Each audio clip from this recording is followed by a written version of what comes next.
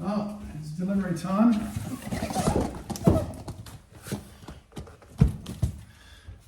And by delivery time, I mean it's time to check out this Roborock QRevo Master robot vacuum cleaner to get this floor looking good. Now the reason I'm down here in the corner is because this is where I want to put the Master. What should I call it? Roborock? Let's call it Roborock. This is where I want to put it. Down here in this corner, I've got power here in the corner, and because this unit has its own emptier, let's call it an emptier, and its own, we'll think of a different name for it, but water canister that helps it clean itself, and we'll talk about all of that in the video once I've got it unpacked. But the reason I'm down here in the corner is because this is where I want to sit the thing and set it on its journey from here. Now the first thing we've got to do, obviously we've got to unbox it because that's what you do. But it's right here next to the dining table on a wooden floor. And I think when we set it up, when we map, I'm going to put all the chairs up off the floor so it can map the whole floor. And then it can work out its own way how to get around the chairs when they're in their normal state. One of the things I'm most excited about for the QRevo Master is the ability, and I've read about this, I'm not sure how to do it, but we're going to find out. Its ability to do multiple floors of a house. I've got a small step over there. It doesn't fly, so the step's about that high. I want to be able to map this area, clean this area, and then start it in the hallway to do the rest of the house. So I'm pretty sure this one can do that. I hope it can. Anyway, let's get on with unpacking and seeing what we've got in here. So, right, what we've got in the box is the instructions. Yep, there they are. And we've got the other instructions, the cleaning wheels and the main vacuum unit in a little tray. Here comes the base station, and I have to undo every bit of tape with my trusty knife. Here's the base station. You can see the two tanks in the top there. I lay out all the pieces. Okay. Ready to go. So we've unboxed it, and I'm going to do something very unlike me and read the quick start guide. I typically like to dive into these things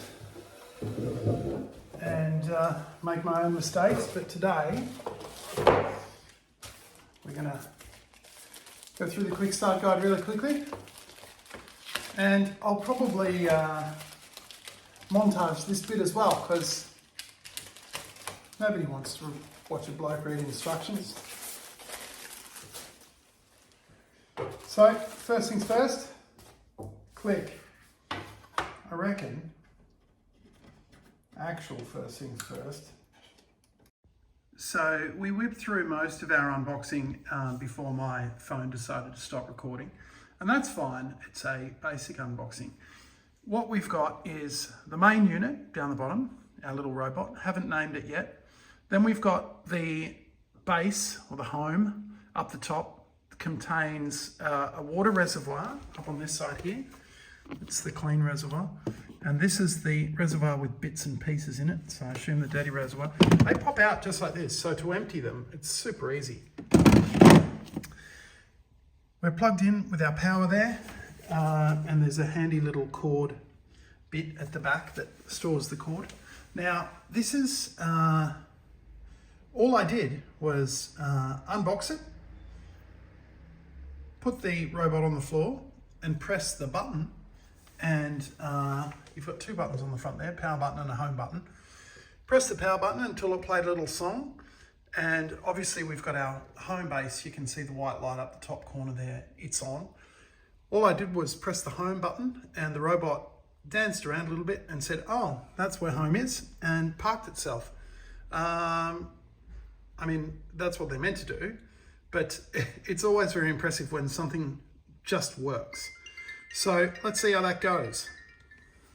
For the sake of continuity, I would have filmed this all on the same day.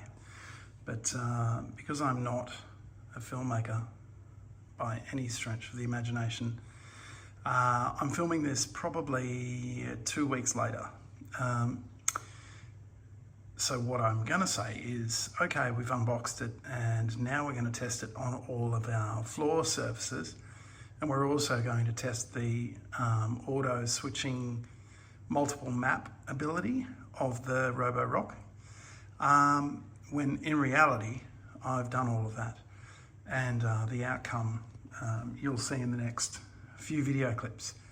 But I'd say all in all, this isn't my summation. But I'm pretty impressed with how this little beastie operates and how it manages its maps and stuff. So let's crack on with a few clips of it handling different terrain, carpet, floorboards, small cute dogs, etc. So just like I said, there's the cute dog, introducing Rocky. We started off by mapping the whole house basically, and that consisted of a rug. You can see here, you can see the mopping pads are just up off the rug, which is what it does when it goes on carpet, and it's headed off onto the wooden floor there, and you can see the wooden floor is wet and the mopping pads are spinning. As soon as it hits carpet, it stops the mopping pads and lifts them up, which is great. Does that little hop there to get up over the edge of carpet, which is pretty clever. Now, we've swapped floors here, and I'll talk more about that in a bit. But I just wanted to show you how it goes around chair legs that aren't going to be moved. And here, walking along the front of my cupboard and going into all the gaps, trying to get in as far as it can, using that little spinny brush to get anything out from under there. It's pretty handy. Now, here's where I ran into something slightly interesting. You can see when it goes around the corner here, it goes around, gets in nice and close. But on your left, you can see the door stop. And the door stop's, I guess, just out of the robot's eyesight. And so it bashes into it. And I noticed it did that with a couple of other door stops. So that was kind of interesting. So for the first clean, we started off downstairs, and of course the lady of the house has to make sure that this thing's welcome. So we started off downstairs, and I put all the chairs up so I could do a full map of the floor, including all of the wooden floor areas and around over by the sofa where there's a rug. Out of the way, Coco. And what it did was, it took a little bit longer. I don't know. I mean, it wasn't a whole day. It was maybe half an hour, I suppose, maybe a little bit less. But you can actually opt for the quick mapping feature. But I chose to do a full clean as well as mapping, so obviously it takes a little bit longer. And one of the interesting things is when you're mapping, or even when you're cleaning a larger area, like my downstairs floor. So I've broken the downstairs floor up into multiple parts. There's the kitchen, sort of I call it my shed, which is a tile floor, and the laundry's in there as well. And then sort of the lounge room area, which has got the couch and a rug. The interesting thing is that in such a big space, if I clean it all at the same time, Rocky will stop halfway through and go back to the base station and clean his mopping pads and empty the dust if he needs to. This, you can hear now, is how loud he is when he's emptying stuff. So little Roborock here has just decided to head back to his base station to wash the mop. It's on its first pass of mapping and cleaning. I'm talking over this because I wanted you to hear how loud, or rather how quiet it is when it washes. It's pretty quiet. Pretty impressed so far. It just got halfway through cleaning this downstairs floor and said, going to wash the mop, and off it went. Dodged between the table legs and got the job done. So you can hear that now. It's running its little cleaning program. I don't think you can see over there. Pretty sure you can't. it's got a little reservoir in the back that its mop pads sit in, and it washes its own mop pads. They appear to be round microfiber pads. I'm running just water in mine because microfiber is pretty good at picking stuff up, so we'll see how well it does with the clean. Okay, so it's time to try auto switching maps. Starting to clean. Positioning. Standby.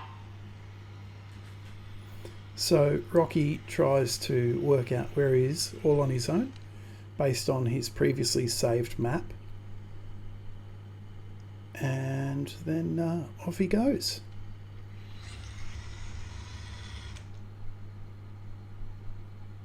Position established. Job done. Now you can hear as he drives past there, that brush is a little bit noisy, and I noticed that after the first few cleans the brush got a little noisy. Yet to investigate that one. Now this little feature over my last robot vac is brilliant. See the little mopping pads at the back there? You can see that one's popped out, and then he goes past the leg and pulls it in and spins around, and as soon as he spun around he chucks it out. So he gets a bit further in. You can see between the legs of the first stool there's he's managed to mop slightly inside the footprint of the chair, which I think is brilliant. Now, speaking of mopping slightly inside, you can see here he's sort of got 1 foot on, 1 foot off this carpet and a rug. You can also hear that he's upped his vacuum pressure back there. When he's on carpet, the vacuum is a lot stronger than when it's on wooden floor, which is great for battery conservation. I also really like here as he gets around the corner, get out of the way Coco, and hooks into the Singer, which is quite heavy, and I didn't want to move the Singer. It doesn't move anyway, that sewing machine. But you can see the little brush flicking any bits out that are in around those legs, and it goes right into the front of the pedal area there on the Singer. It's just really good at sort of getting into tight places. It's only managed to get itself stuck maybe once or twice in 3 weeks, and as I said before, it'll ping you in the app and say, help, I'm stuck, my wheels are off the ground, come and get me. Yeah, it does really well at that. Now I just wanted to give you another example here. This is obviously I did the mapping with the dining chairs up on the table so it could go wherever it wanted. Now with the chairs back down on the ground, like in a normal scenario where I'll just say, hey Rocky, start cleaning, he'll just go around the kitchen and clean where he can get to. So you can see the I'm trying to show here with my brilliant video skills the little mop popping out the back when it spins around and goes between the chairs, and also the brush goes hell for leather. But if it jams against something, a couple of chair legs back there, you could see that it's stopped and then it restarts so as not to damage stuff. Hi. So this is our oh, hello.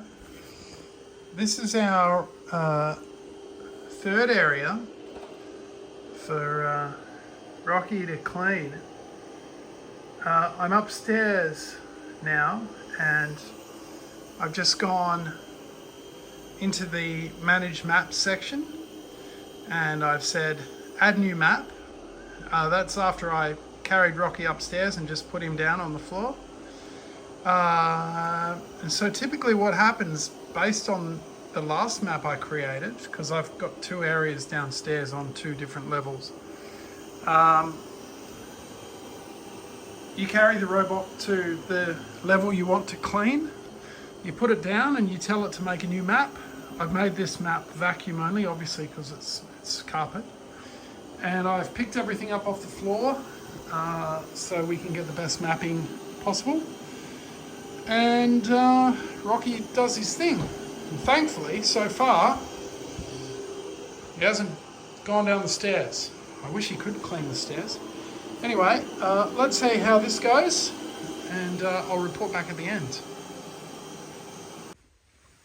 So we made it to the end of cleaning the different sections, the hallway, which is up a step, and the upstairs area. And when you're finished, you pick him up, take him back to the first area, and as you can hear here, he'll switch his map, and then he'll head back into the dock. Let's just have a listen. Now it's interesting actually, in this scenario you can hear that brush. I think what's happened is in a couple of the clips you'll see the brush bash itself on stuff, and that's why it's a bit noisy. Now this is the bit where he positions himself. Positioning. Stand by. Right, so positioning starts, obviously we've taken him out of one map area and put him into another map area. And so what he needs to do is work out where he is and then switch maps.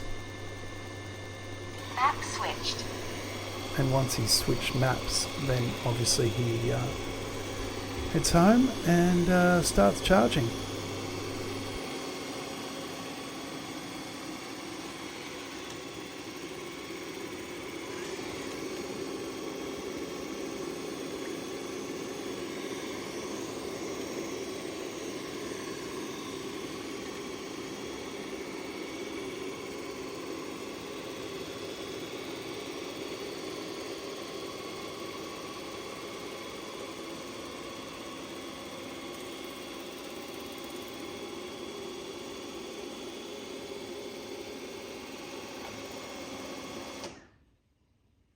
Charging.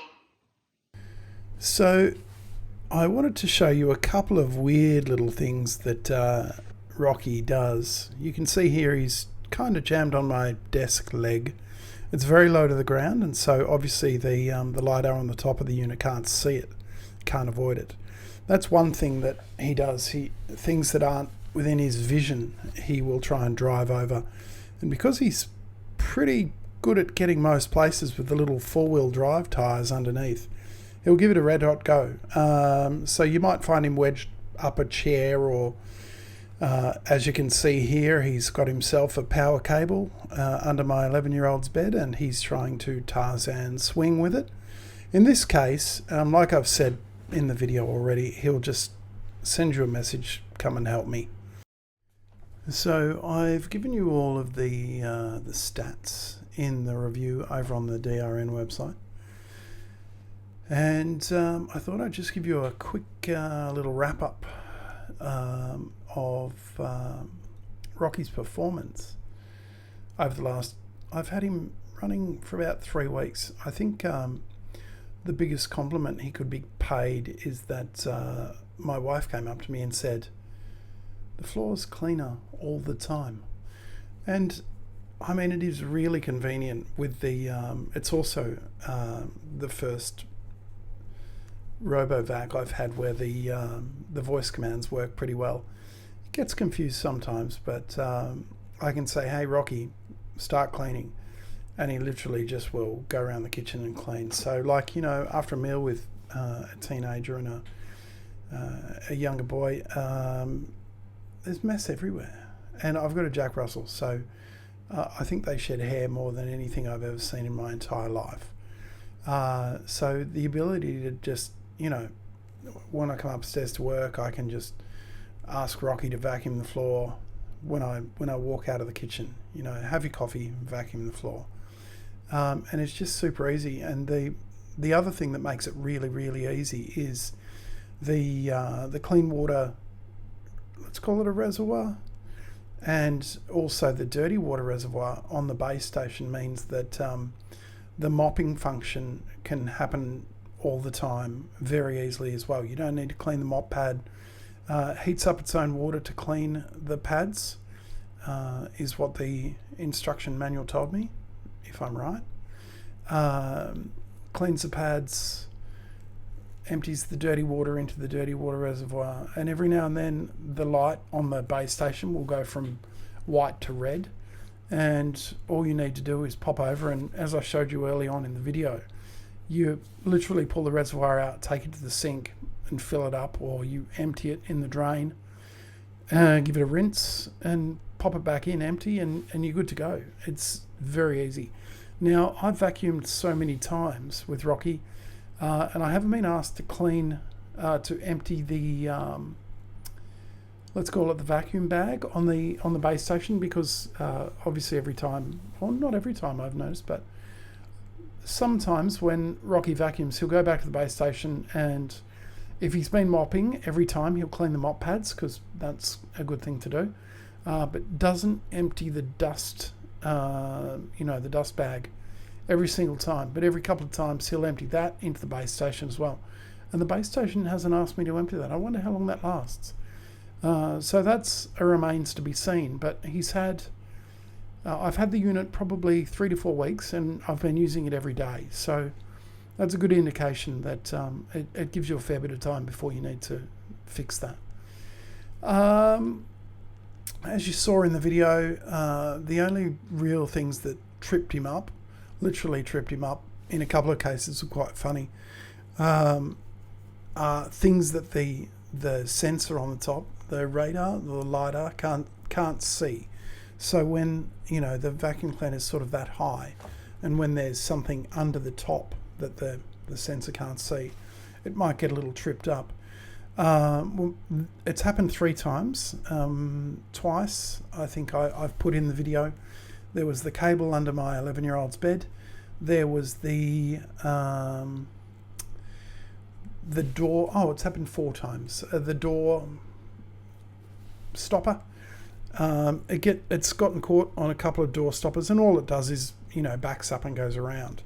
The funniest one, I have a piano, an electric piano with a cable on the back of it, and I thought I'd got all the cables out of the way, but the electric piano cable was hanging just sort of maybe just off the ground. Anyway, I get a notification on my phone, wheels are off the ground, or something like that. Help, my wheels are off the ground. And I go in there, and he's been... before I went in there, I flicked on so you can make video calls with Rocky. You can literally call the vacuum cleaner and speak to people in the house through your vacuum cleaner. It's quite amazing. I know others do it as well, but this one works really well. I called my 11-year-old the other day, and he's like, "Wait, you can hear me?" You have a little security code you've got to pop in, and then you get a live video feed. And I opened up the live video feed, and the vacuum cleaner is just spinning around. And I'm thinking, what the heck? So I whipped into the room the vacuum cleaner was in, and it had got the cable wrapped under the wheels and was just driving around like, when you're a kid and there was like a rope swing and you just sort of swung around. It was doing that. So that was kind of funny. Anyway, you just unwrap it, put it back on the ground, and press the button on top. There's 2 buttons on top, as I mentioned in the video. There's the home button and there's the clean button. You press the clean button and it works out where it is if you've moved it, and keeps cleaning. Excuse me.